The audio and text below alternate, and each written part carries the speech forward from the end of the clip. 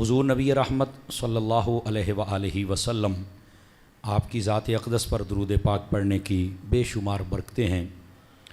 حضور سید عالم رحمت عالم صلی اللہ علیہ وآلہ وسلم آپ نے ارشاد فرمایا، جو بندہ میری ذات پر جتنا زیادہ درود پاک پڑھے گا کل بروز قیامت وہ اتنا زیادہ میرے نزدیک ہوگا۔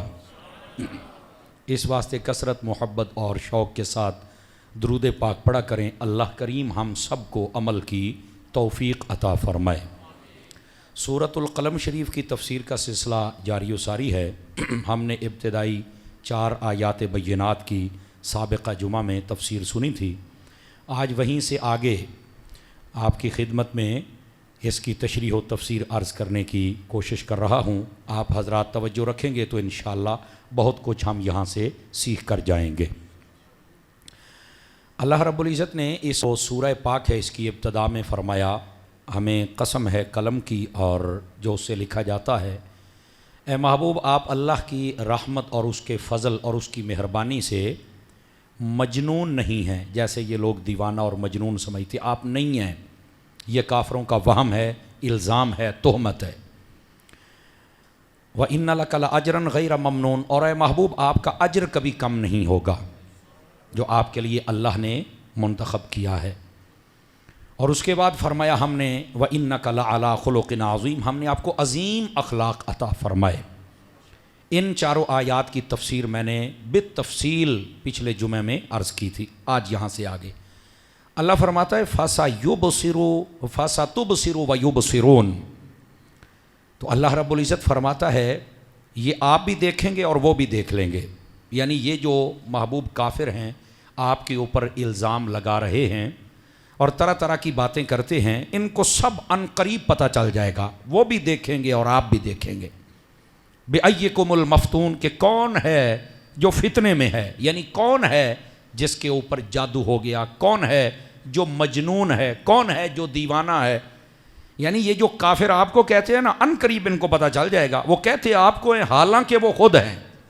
اصل یہ کہا جا رہا ہے، اللہ فرماتا ہے اِنَّ رَبَّكَ هُوَ أَعْلَمُ بِمَنْ ضَلَّ عَنْ سَبِيلِهِ، فرمایا کہ عن قریب ان کو پتہ چل جائے گا کہ کون ہے سیدھے راستے پر، وَهُوَ أَعْلَمُ بِالْمُهْتَدِينَ، اور فرمایا وہ اللہ خوب جانتا ہے ہدایت والوں کو۔ یہ اللہ رب العزت نے ان کافروں کا جو الزام تھا اس کا رد کیا، اور کلام ایسا ہے جس میں جلال بھی ہے اور میرے آقا کریم صلی اللہ علیہ وآلہ وسلم آپ کے لیے تسلی و تشفی بھی ہے۔ اس کے بعد اللہ رب العزت نے فرمایا فَلَا تُطِعِ الْمُكَذِّبِينَ، فرمایا اے محبوب یہ جو جھوٹے لوگ ہیں نا کبھی ان کی بات نہیں ماننی۔ یاد رکھ لیں سب سے بڑا جھوٹا وہ ہوتا ہے کہ جو اللہ اور اس کے رسول کو نہیں مانتا، جو ہمارے دین کو نہیں مانتا، یہ سب سے بڑا جھوٹا ہوتا ہے۔ اور اس کے بعد وہ جھوٹا ہوتا ہے جو ہر بات واقعہ کے خلاف کرے، یعنی حقیقت ویسے نہ ہو، اس حقیقت کو جب غلط رنگ دے کر بیان کرے تو وہ جھوٹا کہلاتا ہے۔ ٹھیک ہے، اس کے اندر ہماری معاشر اور معیشت کی ساری ایک ایک سانس آ جاتی ہے کہ ہم اس میں اپنا کلام کیسا کر رہے ہیں۔ یعنی ہر وہ کلام جو مایوسی پھیلا دے، جس سے ہمارے اندر ایک ڈر اور خوف پیدا ہو جائے، اور ہر وہ کلام جس کے اندر بندے پریشانی میں مبتلا ہو جائیں، ایسا کلام کرنے کی ہمارے اسلام میں ویسے ہی اجازت نہیں ہے۔ دین کے اندر وہ کلام کرنا چاہیے جس کے اندر بندہ جوان ہو جائے، بندہ تکڑا ہو جائے، بندہ ایک دم مطلب صحیح ہو جائے، اور اس کی طبیعت خراب بھی ہو تو بات سن کے ٹھیک ہو جائے۔ مایوسی والی بات ہمارے اسلام میں کرنے کی اجازت نہیں ہے۔ یہاں تک کہ جنگ سامنے لگی ہو تب بھی کہا ایسا جملہ بولو اگرچہ کافر زیادہ ہیں وہ ڈر جائیں لیکن یہ تھوڑے ہو کر پھر تکڑے ہو جائیں۔ یہ انداز اپنانا چاہیے ہمارے اسلام کا، یہ لاجک ہے ہمارے اسلام کی۔ تو یہ جو 3-3 4-4 گھنٹے باتیں کرنی اور پھر اس کے اندر مایوسی پھیلانا، یہ بات غلط ہے۔ اور یہ مایوسی تب ہوتی ہے جب وہ جھوٹ بول رہے ہوتے ہیں، جب وہ حقیقت سے ہٹ کے بات کر رہے ہوتے ہیں، اور یہی اللہ نے منع کر دیا۔ اے محبوب آپ کسی جھوٹے کی بات پر بالکل آپ نے توجہ نہ فرمائیں۔ اور آگے کیا کہا، یہ وجہ کیا ہے کیوں کسی جھوٹے کی بات نہیں ماننی؟ فرمایا وَدُّوا لَوْ تُدْهِنُوا فَيُدْهِنُونَ، یہ جو جھوٹے ہوتے ہیں نا ان کی سب سے بڑی خامی یہ ہوتی ہے کہ یہ کہتے ہیں کہ تم کچھ ہمیں نرمی دے دو ہم تمہیں نرمی دے دیتے ہیں۔ اب اس کے شان نزول کے اندر لکھا ہوا ہے کہ یہ جو کافر تھے نا، یہ آقا کریم علیہ السلام کے سامنے اپنی یہ ڈیمانڈ رکھتے تھے کہ آپ ہمارے بتوں کو کچھ نہ کہیں, تھوڑا ہاتھ ہولا رکھیں, نرمی کریں, جڑا جتھے لگا لگا ہی رہے فلسفہ. تو وہ کہتے تھے کہ آپ نا ہمیں کوئی تھوڑا سا ڈھیل دے دیں, ہمیں آپ کچھ بھی نہ کہیں تو ہم بھی تمہیں کچھ نہیں کہیں گے. پر فرمایا محبوب وہ چاہتے ہیں, لیکن آپ نے ان جھوٹوں کی بات کی طرف توجہ نہیں کرنی, چونکہ آپ بھی سچے ہیں اور جو اللہ نے آپ کو قرآن دیا ہے وہ بھی سچا ہے. تو جب سچ آ جائے تو پھر جھوٹے کی بات سن کر اور ان کے ساتھ کمپرومائز کرنا ہے, کچھ مان لو کچھ منا لو, ادھر تم ادھر ہم, یہ والی پالیسی نہیں ہے. اس کو صلح کلیت کہتے ہیں, اس کو منافقت کہتے ہیں, اور یہ منع ہے. اور آپ کو پتہ ہے کہ یہ صلح کلیت اور منافقت, اس منافقت کی مثال کیا دے گی؟ توجہ میری طرف رکھیے گا. نبی پاک علیہ السلام نے فرمایا منافق اس بکری کی طرح ہوتا ہے جو پورے ریوڑ کے ہر بکرے کو خوش رکھتی ہے اپنے چسکے کے لیے. منافق اس بکری کی طرح ہوتا ہے. اب یہ جو منافق ہوتے ہیں یہ سب کو خوش رہے, اس کو بھی خوش, اس کو بھی, اس کو بھی, اس کو بھی. لیکن اسلام منافقت نکال کے ہمیں کھڑا کر دیتا ہے کہ تم نے لوگوں کو خوش نہیں کرنا, تم نے صرف اپنے مالک کو خوش کرنا ہے. اسلام کی لاجک یہ ہے. اور یہاں پر مفتی احمد یار خان نعیمی رحمۃ اللہ علیہ آپ نے بڑے کمال کی بات لگی, اگر آپ غور فرمائیں تو فرمایا کہ یہ جو مذہبی لوگوں کے اندر بھی کئی منافق آ جاتے ہیں نا, مثال کے طور پہ ہیں سنی اور بیٹھیں گے رافضیوں کے پاس, ہیں سنی بیٹھیں گے خارجیوں کے پاس, ہیں سنی اور باتیں ایسی کریں گے جس کے ساتھ ہمارا نقصان ہونے کا خدشہ و اندیشہ ہے. سیدھی بات کرو یار, منافقت والی بات کیوں کرتے ہو؟ اور ادھر چل کے بیٹھنا, ان کی کانفرنسوں میں شریک ہونا اور ایکس وائی زیڈ, یہ آپ دیکھتے رہتے ہیں آئے دن. مفتی احمد یار خان نعیمی نے کہا ایسا بندہ جو ہوتا ہے کسی بھی مذہب و مسلک کے اندر وہ کبھی عزت نہیں پا سکتا. کیوں؟ فرمایا یہ ہوتا ہے منافق. اپنے اس لیے ناراض رہتے ہیں کہ یار یہ ہے ہمارا کہلاتا اور بولی ان کی بولتا ہے, بیٹھتا ان کے ساتھ ہے, تو اپنے ناراض ہو گئے. اور وہ سامنے والے ناراض اس لیے رہتے ہیں یار بیٹھتا ہمارے ساتھ ہے, کھاتا پیتا ہمارے ساتھ ہے, سپورٹ ہمیں کرتا ہے, لیکن اپنے آپ کو کہتا سننی ہے. تو اس واسطے بندے کی طبیعت میں منافقت نہیں ہونی چاہیے. اور یہی اللہ فرماتا ہے اے محبوب آپ کسی بھی جھوٹے کی بات کی طرف توجہ نہ کریں. وہ تو چاہتے ہیں کہ کچھ تم نرمیاں کرو کچھ ہم کریں, یہ آپس میں بیٹھتے رہیں, ملتے جلتے رہیں, کھاتے رہیں, منڈا منڈا ہوتا رہے. اور اسلام کے اندر اس بات کی اجازت نہیں ہے. اب لاجک کھلی آپ کے اوپر کہ نہیں کھلی؟ یہاں لفظ تدہن فیدہنون استعمال ہوا ہے, اس کو مداہنت کہتے ہیں. ایک ہے مداہنت, ایک ہے مدارت, ان دونوں میں فرق ہے. مداہنت کی اجازت نہیں ہے. مداہنت کا مطلب ہوتا ہے دنیاوی مفاد اور لالچ کی خاطر بندہ حق کو چھپا جائے اور کفار کا ساتھ دے, فاسقوں کا ساتھ دے, جھوٹوں کا ساتھ دے. اس کو کہتے ہیں مداہنت. دنیاوی لالچ کے لیے پیسہ ملے گا, نام آئے گا, بڑا جناب کیا بات ہے, نہیں نہیں نہیں, حالانکہ تو حق چھپا رہا ہے. ٹھیک ہے. مدارت کیا ہے کہ دینی مفاد کی وجہ سے آپ کسی بد مذہب یا کسی کافر سے نرمی اس لیے برتیں کہ اس کی حد یہاں تک ہے, ہم نرمی برت رہے ہیں تاکہ اگر سختی کریں گے تو لڑائی اور جھگڑے کا خدشہ ہے یا اسلام کو نقصان پہنچنے کا خدشہ ہے, تو اس کو وہاں اس کی حد میں لگا کے اس کو پیچھے کر دیا جائے. اس کو مدارت کہتے ہیں اور اسی کو حکمت کہتے ہیں. حکمت تو مدارت کی اجازت ہے لیکن مداہنت کی اجازت نہیں. مداہنت کا مطلب ہے دنیاوی لالچ کے لیے بندہ حق کو چھپا جائے, دین کو چھپا جائے, لیکن جب دینی مفاد آ جائے اس کے لیے اگر بندہ اپنے اس دائرے کو ایسا کرے کہ اسلام کو نقصان نہ پہنچے تو پھر فرمایا کہ یہ مداہنت نہیں ہے, یہ حکمت اسلام میں سے ہے. یہاں پر یہ سمجھایا جا رہا ہے اور ہم سب کو بھی چاہیے کہ ہم اپنے مفادات کو پیچھے رکھیں بلکہ اسلام کے اور دین کے جو مفاد ہیں ان کو ہم آگے رکھیں. اس کے بعد اگلی بات توجہ طلب, اللہ رب العزت فرماتا ہے وَلَا تُطِعْ كُلَّ حَلَّافٍ مَّهِينٍ. فرمایا اے محبوب ہر ایسے بندے کی آپ نے بات نہیں سننی جو بڑی قسمیں اٹھاتا ہے اور بڑا ذلیل ہے.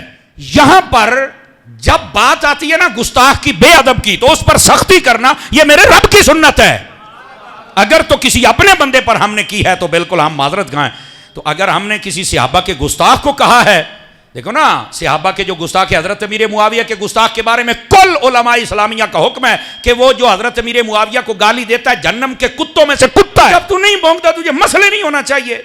جو اہل بیت کا دشمن ہے, اب ظاہر سی بات ہے حدیث شریف میں ہے, فرمایا اہل بیت کا جو دشمن ہے جو ان کا حق نہ پہچانا یا وہ منافق ہے, حدیث شریف میں ہے.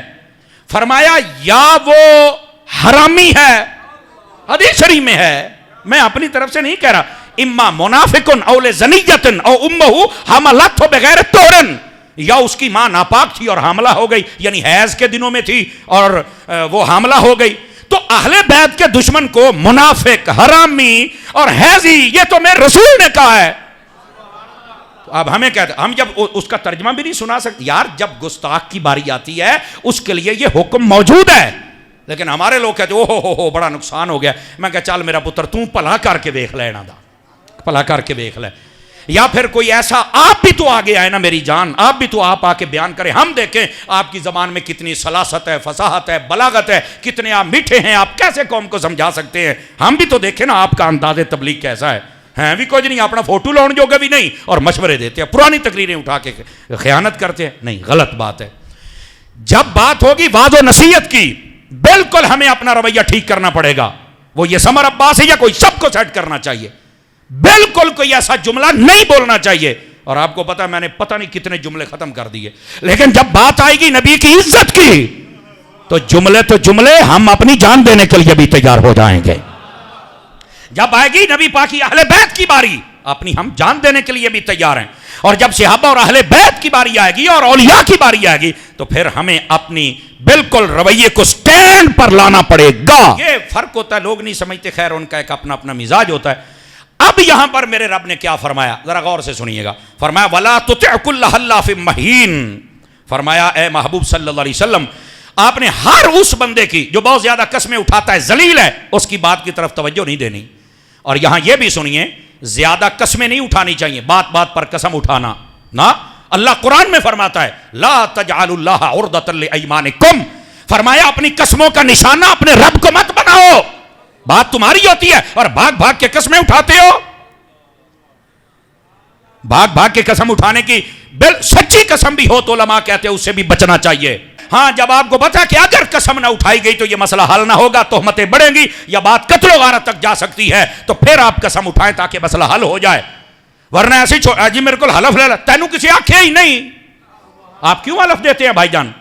اور پھر قسم دو چیزوں کی ہوتی ہے، یا آپ قرآن کی اٹھا سکتے ہیں یا رحمان کی اٹھا سکتے ہیں. اس کے علاوہ کہنا مینو جناب علی تیری قسم تیری قسم ہوندی کوئی نہیں. آج کل کے ٹوٹے عاشق مینو تیری قسم ہے، مینو تیری قسم ہے، بڑی جناب ایک دوسرے سے جھوٹی محبتوں کا اظہار کرتے ہیں. اسی طرح کوئی کہے مینو مکے دی قسم مت دے، تجھے دی مار دی قسم چوک. قسم دو چیزوں کی ہوتی ہے، یا قرآن کی یا رحمان کی، اس کے علاوہ قسم نہیں اٹھا سکتے. باقی قسموں سے بالکل آپ بچیں، یہ تو فضول اور لغو لا یعنی بن جائیں گی. اور زیادہ قسمیں اٹھانے سے اللہ نے منع فرمایا. اور جھوٹی قسم کبھی بھی نہ اٹھانا. کیوں؟ حدیث شریف میں ہے، نبی پاک صلی اللہ علیہ وسلم نے فرمایا جو کبیرہ گناہ ہیں ان میں سے جھوٹی قسم اٹھانا یہ بھی کبیرہ گناہ، ان کو اس کے اندر شمار کیا گیا ہے اور علماء نے اس کو شمار کیا اور باقاعدہ طور پہ بتایا ہے. دوستان گرامی، عرض کرنے کا مقصد یہ فرمایا یہ جھوٹی قسمیں اٹھانے والے جو ذلیل ہیں نا، آپ نے ان کی بات کو نہیں ماننا. اور آگے ہمازٍ مشاءٍ بنمیم، اور فرمایا جو لوگوں کو بہت ہی تانے دیتا ہے، اس تانے دینے والے کی بات پر بھی آپ نے توجہ نہیں دینی. عدت کام میں مینے مارنا توجہ نہیں فرمایا. اور چولیاں اٹھانے والے کی بات پر بھی توجہ نہیں کرنا. ادھر کی بات ادھر، ادھر کی ادھر، ادھر کی ادھر، ادھر کی ادھر. سمجھ آئی؟ لگائی بجھائی. اور کسی مفکر سے کسی نے پوچھا ہر چیز مہنگی ہوگی، ماچس مہنگی کیوں نہیں ہوئی؟ انہیں آخیا آگ لاؤن والے کدی مہنگے نہیں ہوندے. ہر چیز مہنگی ہو گئی. یہ دیکھ لو ماچس 4-5 روپے دی اتھے ہی کھلوتی ہے. اب اس جو ماچس ہے تیلیاں لی ڈبی، اس کو ہو جانا چاہیے تھا 50 روپے میں، 200-250 تیلی وچ ہوندی ہے، لیکن وہ وہیں کھڑی ہے. وجہ کیا ہے؟ وجہ یہ ہے جڑے اگ لاؤندے نے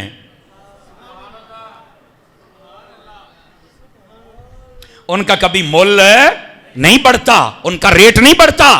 اس واسطے جتنے طبقات ہیں دنیا کے، مذہبی ہوں یا سیاسی ہوں، تاجر ہوں یا صحافی ہوں، ڈاکٹر ہوں یا ماسٹر ہوں، XYZ کوئی بھی ہو، ان میں سے اگر کوئی بندہ ایسا ہے جس کے اندر جس کی طبیعت آگ لگانے والی ہے، وہ کبھی مقام و مرتبہ حاصل نہیں کر سکتا ہے، وہ ہمیشہ ذلیل ہوتا ہے. اور جو آگ بجھانے والا ہے، یقین کیجئے ہر بندہ اسے پسند کرتا ہے. آگ بجھانے والے بنیے.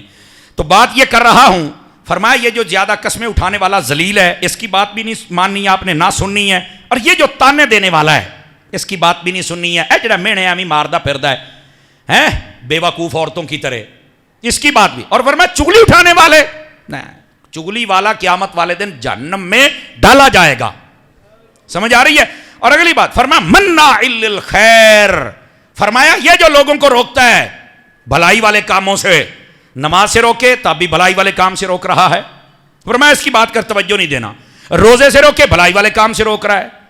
اگر کوئی کہتا ہے کہ تم نے دین کی خدمت نہیں کرنی، یعنی اس مدرسے کو یا اس تنظیم کو تم نے جناب دانے نہیں دینے اور تم نے چندہ نہیں دینا، یہ پتہ نہیں کیا کریں گے، چندہ کہاں لے کے جائیں گے. مناع للخیر، فرمایا جو خیر سے روکتا ہے یہ جھوٹا ہے، یہ کذاب ہے، اس کی بات سننی نہیں ہے. معتد اثیم، اور فرمایا وہ جو بڑا ہی حد سے بڑھنے والا ہے اور بڑا ہی گناہگار ہے. یعنی جو یہ کام کرتا ہے وہ حد سے بڑھتا ہے، شریعت کی حدیں کراس کرتا ہے. اور اس کے بعد فرمایا جو بڑا ہی گناہگار ہے غتل، اور فرمایا اس کی طبیعت کے اندر بھی بڑی ترشی ہر بندے نو پائے جاندہ ہے. اب یہ دیکھو اتنے باتیں اللہ، جھوٹی قسمیں اٹھانے والا، ذلیل، تانے دینے والا، چغلیاں کرنے والا، لوگوں کو خیر سے روکنے والا، حد سے بڑھنے والا، گناہگار اور گندی طبیعت کا مالک. بعد ذالک زنیم، فرمایا محبوب اس تو بعد دما تینوں کی دساں یہ تے ہے ہی حرام دا. اے زنیم دا یہ معنی ہے جی. اب آپ کہیں گے یہ بات کس کی ہو رہی ہے؟ او میرے بھائی ولید بن مغیرہ کی بات ہو رہی ہے. یہ ولید بن مغیرہ وہ تھا جو نبی پاک صلی اللہ علیہ وسلم کو معاذ اللہ استغفر اللہ کبھی جنون والا کہتا تھا اور کبھی ساحر اور کبھی کاہن کہتا تھا. اور یہ وہ تھا کہ جس کے 10 سے زائد علماء نے بیٹے لکھے ہیں. اس کے پاس بڑا مال و دولت تھا. آگے آ گیا نا، ان کا نظام عالم و بنین، کے اس کے پاس بڑا مال و دولت ہے اور بڑے بیٹے ہیں. اذا تتلی علیہ آیاتنا قال اساطیر الاولین، اور جب اس کے سامنے ہماری آیتیں پڑھی جائیں تو یہ کہتا ہے یہ تو پہلے لوگوں کی قصے کہانیاں ہیں. ایویں کہانیاں آج بھی کہندے نے بابیاں دی گلاں کہانیاں. میں کہا دیکھ تیرے بڑوں کی تعریف کیسے قرآن میں ہو رہی ہے. اور اس کے بعد سانا سے مہو علی الخرطوم، اللہ فرماتا ہے ہم اس کی تھوتنی، ناک کندھا نا ناک، فرمایا اس کے ناک کے اوپر ہم داغ لگائیں گے. داغ جیسے تم جٹ لوگ ہوتے ہو تو کئی جانوروں کو داغ لگاتے ہو نا. اگرچہ نبی پاک نے منع فرمایا کسی جانور کے منہ پر اب داغ نہ لگانا، اس کی پیٹھ پر پیچھے اس کے داغ لگا لینا. منہ پر داغ، جانور کے منہ کو بھی آپ نہیں بگاڑ سکتے. انسان کا چہرہ تو بگاڑنا بڑی دور کی بات ہے، آپ کو اجازت ہی نہیں ہے. تو اللہ نے فرمایا یہ کون تھا جس کے بارے میں یہ باتیں ہو رہی ہیں؟ یہ ولید بن مغیرہ تھا. یہ نبی پاک کا گستاخ تھا. یہ لوگوں کو روکا کرتا تھا کہ مسلمانوں کی مدد نہ کرنا، ہیلپ نہ کرنا، ان کی بات نہ سننا. اور مزے کی بات یہ ہے اپنے آپ کو قریشی کہتا تھا، جبکہ قریشی نہیں تھا، حرمدہ تھا. ہاں جب اللہ نے قرآن میں کہہ دیا تو ان پیچھے رہ گیا. 18 سال تک اس کے باپ نے اس کو گھر میں نہیں داخل ہونے دیا تھا. 18 سالوں کے بعد اس کا باپ اس کو گھر میں لے کے آیا، کہتا تو قریشی ہے. لیکن اللہ نے فرمایا تو قریشی نہیں، تو حرمدہ ہے. یہ قرآن ہے. اور حرکتیں کیا ہیں؟ جھوٹی قسمیں بھی اٹھاتا ہے، ذلیل بھی ہے، تانے بھی دیتا ہے، چغلیاں بھی کرتا ہے، لوگوں کو خیر سے بھی روکتا ہے اور حد سے بڑھ بڑھ کے باتیں کرتا ہے. اور طبیعت اتنی گندی ہے، ہر بندے کے خلاف ہو جاتا ہے. اور فرمایا یہ تو محبوب یہ تو حرامی ہے. اور مزے کی بات یہ جس دن اس کو اللہ نے حرامی کہا نا اس آیت کے اندر، تو ہوا کیا تھا؟ یہ چلا گیا تلوار لے کر اپنی ماں کے پاس. سید نعیم الدین مراد آبادی شاہ صاحب نے لکھا اس بات کو اور بڑے بڑے علماء تفسیر نے لکھا. وہ جب گیا نا تو چل کے ماں نو کہندا دس سچی میرا پیو کون ہے؟ تو اس کی ماں کہنے لگی بچے اپنی ماؤں سے ایسے بات کرتے ہیں. اس نے کہا دائیں بائیں بات نہ گھماؤ، میں نے آج اس زبان سے سنا ہے جس نے کبھی جھوٹ بولا ہی نہیں ہے، اس کی بات کبھی جھوٹی نہیں ہو سکتی ہے. کہا کیا سنا ہے؟ اس نے کہا مسلمانوں کے نبی حضرت محمد صلی اللہ علیہ وسلم انہوں نے کہہ دیا کہ میں حرام زادہ ہوں، صحیح بتا ورنہ میں تیرے ٹکڑے کر دوں گا. اس کی ماں نے کہا تیرا جو باپ بظاہر ابھی ہے نا، ابھی اب مغیرہ سمجھ آئی، وہ تو نامرد تھا. تو مجھے جب خدشہ ہوا کہ اس کی جائیداد کوئی اور نہ لے جائے تو میں نے ایک چرواہے کو بلایا اور اس کے ساتھ بدکاری کی. او دے وچوں تو جمع ہے، تیرا پیو ہے نہیں. میرے بھائی اس کا تو پردہ پڑا ہوا تھا، لیکن جب نبی کا گستاخ بنا تو رب نے بتا دیا کہ یہ جھوٹی قسمیں بھی اٹھاتا ہے، یہ ذلیل بھی ہے، یہ تانے بھی دیتا ہے، یہ چغلیاں بھی اٹھاتا ہے، یہ حد سے بڑھتا ہے، یہ گناہگار ہے اور یہ لوگوں کو خیر سے روکتا ہے. اور پھر فرمایا اس کی طبیعت بھی گندی ہے. کیوں؟ فرمایا حبیبہ ہے جو حرام دا. میرے مصطفیٰ کو جو گستاخ ہوتا ہے اللہ اس کا کوئی عیب چھپا رہنے نہیں دیتا، اللہ اس کے عیب اس کو ذلیل کرتا ہے اور خوب ذلیل کرتا ہے. اور یہ اپنے آپ کو بڑا کہتا تھا میں قریشی ہوں. فرمایا تو قریشی، تو تے حرام زادہ ہیں، تیری یہ نشانیاں موجود ہیں. تو اگلی بات یہ توجہ طلب ہے میرے بھائی. اب یہ تھا جس کے پاس اتنا پیسہ تھا، یہاں اندازہ لگائیں بسا اوقات ناجائز بندوں کے پاس بھی بڑا بڑا پیسہ آ سکتا ہے. اس کے پاس طائف میں بہت بڑا باغ تھا، 10 اس کے بیٹے تھے، بڑا امیر تھا، لوگوں کو پیسے دے کے خریدتا تھا، تو اے کر تو اے کر تو اے کر. پر اللہ نے اس کے سارے پلان پر پانی پھیر دیا. او دے پلے کی ریا جے دے بارے دسیا کہ حرام زادہ ہے. اب اس سے بڑی کیا بات ہو سکتی ہے. لیکن دوسری طرف دیکھیے رخ بدلیے بات کا. بخاری شریف میں ہے نبی پاک ایک صحابی تھے، ان کا نام تھا حضرت عبداللہ، ان کے باپ کا نام تھا حذافہ. اچھا اس کا نا رنگ اپنے باپ کے ساتھ نہیں ملتا تھا. بڑی سننے والی بات ہے، رنگ اپنے باپ کے ساتھ ہے نہیں ملتا تھا، شکل میچ نہیں تھی، رنگ نہیں میچ تھا. ہوا کیا، لوگوں نے نا کئیوں نے منافقوں نے اور کافروں نے کہنا شروع کر دیا یہ تو اپنے باپ کا نہیں ہے. اب اس کو جب پتا چلا بڑی تکلیف ہوئی. ایک دن نبی پاک علیہ السلام تشریف فرما تھے، آپ نے فرمایا سلونی عما شئتم، پوچھو مجھ سے کیا پوچھنا ہے. یہ بھی منافقوں نے اعتراض کیا کہ اس نبی کو تو پتہ ہی نہیں ہے کہ کیا ہو رہا ہے اور کہاں ہو رہا ہے، غیب کی باتوں کا. میرے نبی پاک کو اللہ نے اجازت دے دی، آپ سٹیج پہ بیٹھے، فرمایا پوچھو کیا پوچھنا ہے. آپ نے جب یہ فرمایا پوچھو کیا پوچھنا ہے، وہ صحابی بیچ میں بیٹھے ہوئے تھے جن کا نام عبداللہ اور جن کو لوگ کہتے تھے کہ یہ اپنے باپ کا نہیں ہے. اب ہوا کیا، توجہ میری طرف رکھیے، آپ کو لطف آنے والا ہے. اس نے کہا کسی اور دا مسئلہ حال ہووے نہ ہووے، آج علم غیب کا پیریڈ لگ گیا ہے، اپنا مسئلہ تو میں حل کروا لوں نا آج. اے کام تا مکے نا روز روز دا. ووٹ کے کھڑے ہوئے کہنے لگے من ابی یا رسول اللہ، حضور آپ یہ بتائیں میرا باپ کون ہے. تو نبی پاک نے یہ نہیں فرمایا کہ یہ تو بڑا پوشیدہ مسئلہ ہوتا ہے کہ یہ باپ اور ماں کا ایک اپنا عمل ہے، اس کے بعد یہ بچہ پیدا ہوتا ہے، تو یہ بڑی پوشیدگی والا مسئلہ ہے نا. آپ نے فوراً فرمایا ابو کا حذیفہ، فرمایا تیرا باپ حذیفہ ہی تو ہے. اس کا عشق والا ترجمہ یہ بنتا ہے حذیفہ ہووے میرا غلام تے ہووے حرام دا، اے نہیں ہو سکتا. جیڑا میرا غلام ہوندا ہے اپنے پیو دا ہوندا ہے. ایک طرف اتنا مالدار ہے، اتنا کچھ ہے، لیکن حضور کا گستاخ ہے، فرما حرام دا ہے. حوصلہ کرو. اور ایک طرف صرف رنگ نہیں مل رہا، سارے لوگ کہہ رہے ہیں، اکثریت بلکہ یہ کہہ رہی ہے کہ جناب یہ اپنے باپ کا نہیں ہے. میرے محبوب فرماتے نہیں جڑا ساڈا ہے. ہائے ہائے ہائے ہائے ہائے، اینی گل ہے جے تانوں سمجھ آ جائے تا اونا دا بن کے رہ، اونا دا ہو جا، اونا دے نامے لگ جا. اللہ نے جب یہ ساری بات بیان کر دی، آگے فرماتا ہے اللہ انا بلوناہم کما بلونا اصحاب الجنہ، فرمایا بے شک ہم نے ان کو جانچا جیسے ہم نے باغ والوں کا امتحان لیا تھا. ہم نے بھی ان کا امتحان لیا ہے. اذ اقسموا لیصرمنھا مصبحین، جب انہوں نے قسم اٹھائی تھی کہ ضرور وہ صبح صبح اپنے باغ کو کاٹ لیں گے. اب میں پہلے اس کی نا ڈیٹیل آپ کو بتاؤں، آپ کو مزہ پھر آئے گا کہ یہاں کون سے باغ والے ہیں. توجہ میری طرف فرمائیے. حضرت سعید بن جبیر رضی اللہ تعالیٰ عنہ آپ اس بات کو بیان کرتے ہیں کہ صنعاء ایک مقام ہے، وہاں سے 6 میل فاصلے پر ایک باغ تھا، اس کا مالک تھا عیسائی. اور وہ کرتا کیا تھا، جب بھی اپنا باغ توڑنے کا وقت آتا نا، علاقے بھر میں اعلان کراتا جتنے غریب ہیں میرے نال آ جاؤ، اور سب کو باغ میں لے کے جاتا اور کہتا جتنے پھل نیچے گرے ہوئے ہیں تمہارے، سبھی اٹھا لو. سب اٹھا لیتے. بلکہ یہاں تک روح البیان میں لکھا ہے کہ وہ یہ کہتا تھا کہ پھل پکے ہوئے ہیں، ابھی توڑنے کے دن ہی ہیں، لیکن ایک ایک 2 پھل ٹوٹ کے گرتے ہیں نا، تم نیچے چادریں بچھا لو، جس کی چادر پہ گرے گا پھل اس کا ہوگا. ایسا سخی طبیعت کا بندہ تھا وہ عیسائی. اب جب وہ پھل توڑ لیتا تو اس کے بعد میں وہ 10 حصے کرتا. 10 حصے کرنے کے بعد 9 حصے آپس میں خیرات کر لیتا، بانٹ دیتا دوستوں کو، رشتہ داروں کو، اپنے اوپر. باقی جو بچتا وہ سارا فقیروں کو 10واں حصہ دے دیتا. اور اسی کو عشر کہا جاتا ہے. سمجھ آ رہی ہے؟ یہ خیرات کرنے والا تھا، اس کے باغ کی بڑی دمیں تھیں اور بڑی دور دور تک فقیر آتے اور باہر ڈیرا لگا کے بیٹھتے بھی پھل پکنا ہے تو اس نے ہمیں دینا ہے. اللہ نے اس کو بڑے رنگ لگائے ہوئے تھے. اب ہوا کیا، اب یہ پہلے بات سن لیں پھر عشر والا مسئلہ آپ کو بتاتا ہوں.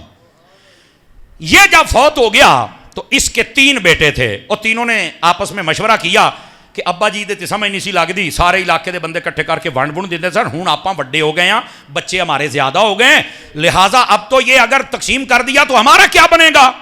ان کا کیا کرنا چاہیے. کہتے ہیں جناب ہمیں جب باغ توڑنے کے لیے جانا ہے نا، کسی کو نہیں پتا ہونا چاہیے، کسی فقیر کو نہ پتا چلے، چپ کر کے ہم جائیں اور باغ توڑیں اور ہم اس کو بیچ ڈالیں۔ گرامی قدر حضرات، یہ ذرا سنیے گا، اور بڑی سمجھنے والی اور سوچنے والی بات ہے۔ یہ تینوں جب چلنے لگے نا تو انہوں نے یہ کہا کہ کسی کو نہ پتا چلے۔ قرآن کی آیت کے لفظ میں آپ کو پڑھ کے سناؤں گا۔ آہستہ آہستہ چلتے تھے، کہیں ہمارے قدموں کی آواز کوئی فقیر نہ سن لے، اور اونچا بولتے نہیں تھے، باغ میں چلے گئے۔ لیکن جب گئے نا، اللہ کو ان کی ادا نہیں پسند آئی، اللہ نے راتوں رات ایک آگ بھیجی اور ساتھ اندھیری، صبح باغ سارا برباد ہوا پڑا تھا۔ جب وہاں پہنچے تو کہنے لگے ہم تو لگتا ہے بھول کے کسی اور باغ میں آ گئے، یہ تو کسی اور دا باغ ہے۔ اور پھر جب اکھاں شکھاں ماڑ کے دیکھے نا، یہ تو باغ ہمارا ہے، پھر کہنے لگے یہ جو ہماری نیت میں فطور آ گیا تھا، ہم نے جو اللہ کی راہ میں خیرات کرنے سے اپنے آپ کو باز رکھا اور فقیروں کا حق نکالنے سے کنجوسی کی، یہ اس کی سزا ہے۔ پھر ایک دوسرے کو ملامت کرنے لگے، پھر توبہ کرنے لگے، اور پھر روح البیان کی روایت کے مطابق اللہ نے انہیں ایک ایسا باغ دوبارہ عطا کیا جب توبہ کی کہ اس کے اندر جو ایک انگوروں کا گچھا لگتا تھا، انسانی قد کے برابر ایک گچھا ہوتا تھا۔ اب یہ ہے یہاں واقعہ، اور یہاں سے سبق یہ ملتا ہے کہ اپنے باغات میں سے، اپنی زمینوں میں سے کبھی فقیروں کا حق نہ روکنا، کبھی غریبوں کا حق نہ روکنا، کبھی جو اللہ نے کہا ہوا ہے اس حق کو نہ روکنا، ورنہ تمہاری فصلیں برباد ہو جائیں گی۔ اب یہ سنیے، اللہ فرماتا ہے اِنَّا بَلَوْنَاهُمْ كَمَا بَلَوْنَا أَصْحَابَ الْجَنَّةِ ہم نے ان کو جانچا ہے، امتحان لیا ہے، جیسے باغ والوں کا لیا۔ کیسے؟ جب انہوں نے قسم اٹھائی تھی کہ ہم صبح سویرے اپنا باغ کاٹ لیں گے، وَلَا يَسْتَثْنُونَ، لیکن انشاءاللہ نہ کہہ سکے۔ یہ تھا اصل مسئلہ، کوئی بھی بات کرے انشاءاللہ کہاں کرے۔ اور اس کے بعد فَطَافَ عَلَيْهَا طَائِفٌ مِّن رَّبِّكَ وَهُمْ نَائِمُونَ، اور وہاں آیا کوئی طواف کرنے والا، جنہوں آپ پنجابی چانا گیڑا لاؤن والا، اپنی پنجابی میں آیا اللہ کی طرف سے عذاب لے کر، اس نے ایسا عذاب بھیجا، اور یہ ابھی سوئے ہوئے تھے۔ فَأَصْبَحَتْ كَالصَّرِيمِ، صبح اٹھ کے دیکھا تو باغ پورا برباد پڑا ہوا ہے۔ فَتَنَادَوْا مُصْبِحِينَ، یہ سویرے سویرے ایک دوسرے کو آواز لگانے لگے، أَنِ اغْدُوا عَلَىٰ حَرْثِكُمْ إِن كُنتُمْ صَارِمِينَ، صبح سویرے سویرے اٹھ کے جلدی جلدی باغ کی طرف چلے جانا اگر تم نے اپنے پھل بچانے ہیں تو۔ فَانْطَلَقُوا، وہ چل پڑے، وَهُمْ يَتَخَافَتُونَ، اور بڑے آہستہ آہستہ قدم اٹھاتے تھے، بڑے آہستہ آہستہ بولتے تھے۔ کیوں؟ اللہ يَدْخُلَنَّ الْيَوْمَ عَلَيْكُمْ مسکین، کہ آج کسی مسکین کو نہ پتا چل جائے کہ ہم باغ توڑنے جا رہے ہیں، کہیں وہ ہمارے باغ میں داخل نہ ہو جائے، کہیں وہ پھل نہ لے جائے۔ فرمایا آہستہ آہستہ چلو، چپ کر کے چلو، پتہ نہ چل جائے۔ وَغَدَوْا عَلَىٰ حَرْدٍ قَادِرِينَ، اور جب صبح اٹھ کے چلے، انہوں نے سمجھا کہ ہم نے تو آج اپنا وعدہ پورا کر لیا، آج ہم قدرت میں آ گئے، طاقت میں آ گئے کہ آج کوئی مسکین یہاں آ کے ہمارے باغ کا پھل نہیں لے سکتا۔ بڑے اپنے اندر سے مطمئن جا رہے تھے۔ فَلَمَّا رَأَوْهَا قَالُوا إِنَّا لَضَالُّونَ، جب انہوں نے باغ دیکھا برباد ہو گیا تو کہنے لگے لگتا ہے ہم بھول گئے ہیں۔ اور آگے کیا کہا؟ بل نحن محرومون، اور جب ارد گرد چکر کاٹ کے دیکھا تو کہنے لگے ہائے ہمیں تو محروم کر دیا گیا، ہماری ہر چیز برباد کر دی گئی۔ قال اوسطهم، ان کا جو درمیانہ بھائی تھا، الم اقل لکم لولا تسبحون، اس نے کہا میں نے تمہیں کہا نہیں تھا کہ اللہ کی تسبیح بیان کرو، سبحان اللہ کہو، تم ایسے کام نہ کرو، میں تو تمہیں کہہ رہا تھا رجوع اس کی طرف کرو۔ وہ یہ ایک آدھ ہوتا ہے نا جو سمجھاتا بھی یار انج نہ کرو چنگے رہو گے، سمجھ آئی؟ قالوا سبحان ربنا انا كنا ظالمین، اب پھر وہ سارے رب کی بارگاہ میں، اے میرے باری تعالیٰ تو پاک ہے، تو عظمت والا ہے، ہم ہیں جو ظلم کرنے والوں میں ٹھہرے، ہم نے ظلم کیا۔ فاقبل بعضهم على بعض يتلاومون، تو وہ ایک دوسرے کو ملامت کر رہے تھے، وہ کہتا تو ایسا ہے، وہ کہتا تو ایسا ہے، وہ تم نے ایسا کیا، تم نے ایسا کیا۔ اور آگے قالوا یا ویلنا انا كنا طاغین، کہتے ہائے خرابی، ہائے بربادی، بے شک ہم ہی سرکش نکلے، ہماری سوچ سرکش نکلی، ہائے ہم نے کسی کی بات کو نہ مانا، ہمیں لوگوں نے سمجھایا ہم نہ مانے، بھائی سمجھاتا رہا نہ مانے۔ اب توبہ کرنے لگ پڑے، عسى ربنا ان يبدلنا خيرا منها انا الى ربنا راغبون، یا اللہ ہم تیری بارگاہ میں آ رہے ہیں، ہم توبہ کر رہے ہیں، ہم سرکشی چھوڑ رہے ہیں، ہم ظلم چھوڑ رہے ہیں، ہم تیرے حق کو کبھی دوبارہ نہیں دبائیں گے، کبھی مسکینوں کا حق نہیں ماریں گے، اس امید پر کہ اے ہمارے رب تو ہمیں اچھا باغ بھی اس کے بدلے میں دے گا اور ہماری توبہ بھی قبول فرمائے گا۔ اور اللہ کیا فرماتا ہے؟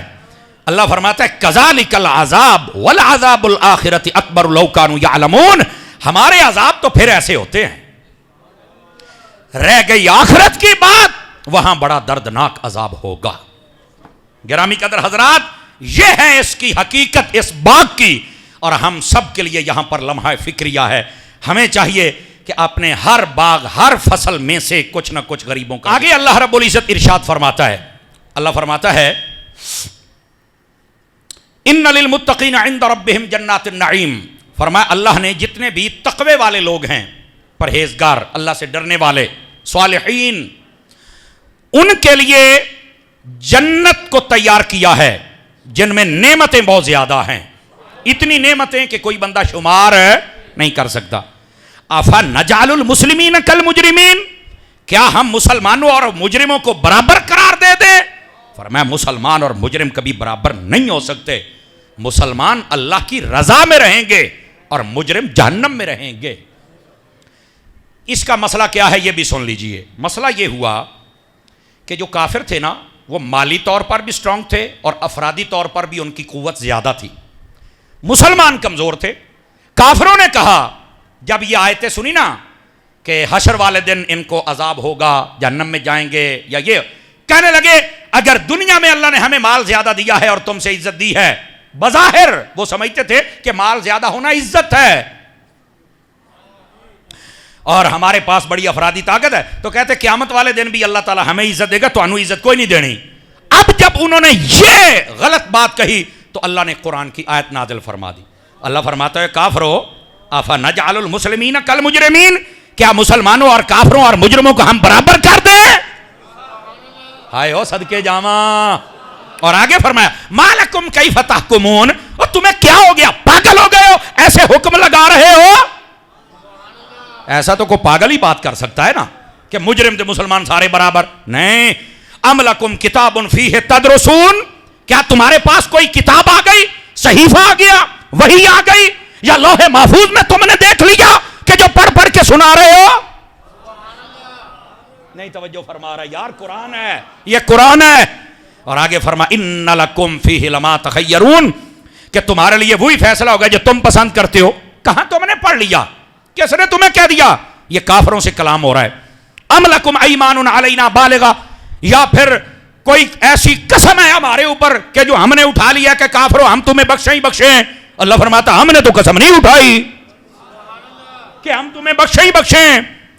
ان لکم لما تحکمون، جو تم دعوے کرتے پھرتے ہو۔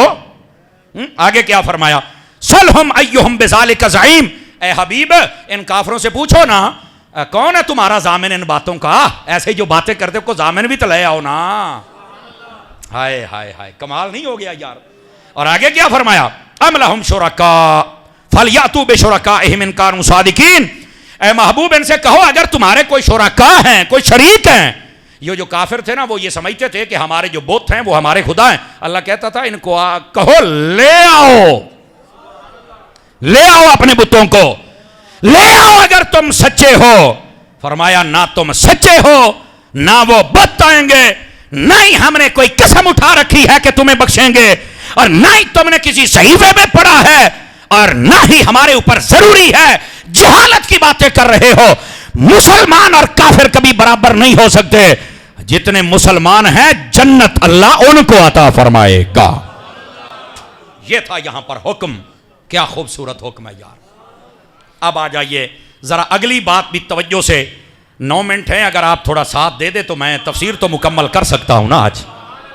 اب آگے بات بھی توجہ طلب ہے گرامی قدر حضرات، اور یہ بڑی ہی سمجھنے والی۔ اللہ فرماتا ہے یوم یکشف عن ساق، فرمایا قیامت والے دن وہ دن ہے جس دن پنڈلی کھولی جائے گی۔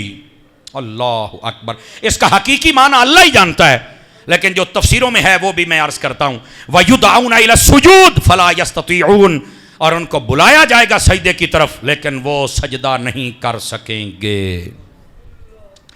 اب اس بات کو ذرا سمجھیے، قیامت کے دن یہ پنڈلی کھولنے کا کیا مطلب ہے؟ اس سے ایک مطلب یہ ہے اللہ اپنے جلال کا اظہار کرے گا، قیامت کی سختیوں کا اظہار کرے گا۔ جس طرح آج بھی کسی پر غصے کا اظہار کیا جائے، کسی کے پیچھے بھاگا جائے تو آپ کو پتہ ہے کہ اپنی طرح پنڈلیاں تے نا کپڑے کونج کے بندہ سلوار تے ہاتھ پیر تے انج کونج کے تے پھر بندہ بھجدا ہے اگلے دے اوتے حملہ آور ہونے واسطے، یہ اس کی طرف اشارہ ہے. توجہ ہے نا. ایک اس کا یہ مطلب ہے. دوسرا اس کا مطلب یہ ہے جو علماء تفسیر نے لکھا ہے، فرمایا اللہ قیامت و دن ایک نور ظاہر کرے گا جس کو جو مسلمان دیکھتا جائے گا رب کی بارگاہ میں سجدہ کرتا چلا جائے گا. لیکن جو کافر ہوگا، منافق ہوگا، ریاکار ہوگا، وہ کبھی سجدہ نہیں کر سکے گا. یہ ہے اس کا مطلب. اب یہاں پر میں چاہتا ہوں کہ یہ دو حدیثیں ہیں آپ کو سناؤں. پہلی حدیث حضرت ابو ہریرہ رضی اللہ تعالیٰ عنہ آپ سے روایت ہے. حضرت ابو ہریرہ فرماتے ہیں قیامت والے دن اللہ تعالیٰ جب ہر مظلوم کو اس کا حق دے دے گا، صرف ایک ظالم بچ جائے گا جس کا بھی فیصلہ نہیں ہوگا. اور وہ ظالم کون ہوگا؟ جو دودھ میں پانی ملا کر بیچتا ہوگا. توجہ کرو دو دیو، توجہ کرو دو پانی پاؤں والے ہو. اور اس میں صوفیاء کہتے ہیں صرف دودھ میں پانی پلانا ہی مطلب نہیں ہے. اس کا ایک مطلب یہ ہے ہر کام میں جو ملاوٹ کرتا ہے. اگر ہم سٹیج پر بیٹھے ہم بھی اگر علم میں ملاوٹ کریں، خیانت کریں، آپ کو صحیح بات نہ بتائیں، تو یہ ہم لوگ بھی اسی زمرے میں ہیں. بھائی ہمیں تم سے زیادہ ڈرنا چاہیے. اب پریشان ہو گئے جناب آپ. ملاوٹ کسی کھاتے میں نہیں. فرمایا دودھ میں پانی ملانے والا اور بیچنے والا وہ رہ جائے گا. اللہ تعالیٰ جب اس کا بھی فیصلہ فرمائے گا تو پھر کیا ہوگا؟ ذرا توجہ فرمائیے. اللہ تعالیٰ اس کا بھی فیصلہ کرنے کے بعد اعلان کرے گا، اے معاشر والو، جو جس کی پوجا کرتا تھا اس کے پاس چلا جائے. بت کی پوجا کرنے والے بتوں کے ساتھ، سورج کی پوجا کرنے والے سورج کے ساتھ، ستاروں کی پوجا کرنے والے اس کے ساتھ، دنیا کی کسی چیز کی جو پوجا کرتے تھے. آپ کو یہ علم ہونا چاہیے پوری دنیا میں اس وقت کرنٹ جو ریسرچ ہے وہ سنا رہا ہوں آپ کو، 4200 مذہب ہیں. 4200 مذہب میں سے ہم وہ خوش نصیب ہیں جو محمد مصطفیٰ کا کلمہ پڑھنے والے ہیں، اور ہم وہ ہیں جو حق ہیں اور سچ ہیں. توجہ نہیں فرما رہے. اتنا آپ کو اطمینان. 4200 مذہب، اور یہ 4200 مذاہب کے لوگ جس کی پوجا کرتے تھے اس کے پاس چلے جائیں گے. اور حضرت ابو ہریرہ فرماتے ہیں ان سب کو ان کے ساتھ جہنم میں ڈال دیا جائے گا. اور اس کے بعد فرمایا کئی لوگ ایسے ہیں جنہوں نے حضرت عیسیٰ علیہ السلام کو اللہ کا بیٹا کہا تھا اور وہ پوجا کرتے ہیں. عیسائی لوگ آج بھی ان کا یہی عقیدہ ہے. یہودی حضرت عزیر کی پوجا کرتے تھے. فرمایا ایک فرشتہ ان کی شکل میں لایا جائے گا، یہ سارے عیسائی یہودی ان کے پاس جائیں گے، وہ ایسا بھگائیں گے فرشتے، بھگا کے جہنم میں ڈال دیں گے. باقی بچیں گے صرف مسلمان. اللہ تعالیٰ ان کے سامنے اپنا نور ظاہر کرے گا. وہ کب؟ یہ روح البیان میں روایت موجود ہے. مسلمانوں کو اللہ کہے گا تسی بھی جاؤ، تو آکھن گے یا اللہ ساڈے کول بھی او آوے نا جنوں اسی سجدہ کر دے رہے ہیں.